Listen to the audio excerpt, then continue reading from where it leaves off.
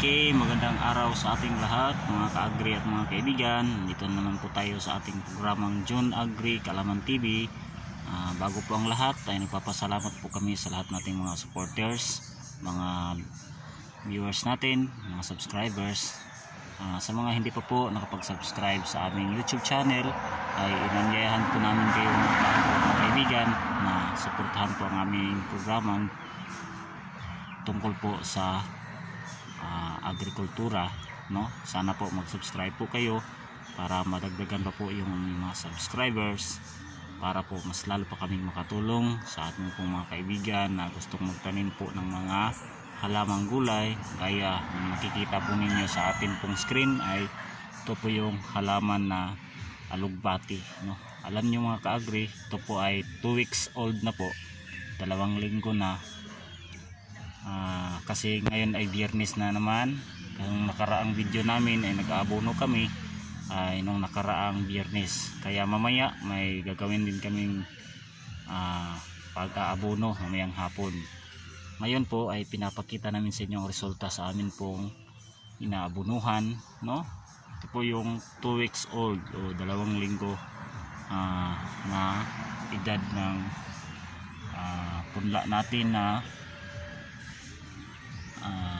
alugbati. Alam nyo mga ka-agri, napakamahal sa amin itong alugbati kasi ngayon po ay nasa 80 to 100 per kilo, no, mga ka-agri at mga kaibigan, no?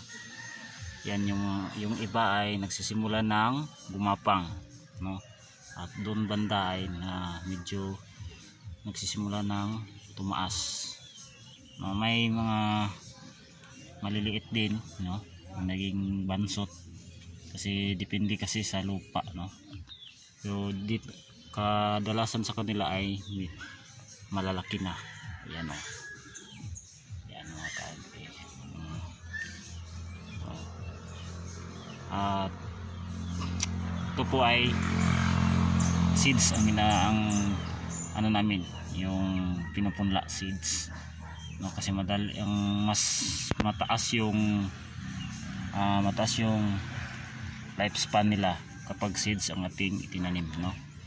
Di gaya ng stock, yung kanyang stock ang itinanim ay medyo maikli lang, no, ang lifespan nila. Pero itong seeds ay mataas, no? Mahaba ang lifespan, aabot siya ng halos 1 taon bago mamatay, no?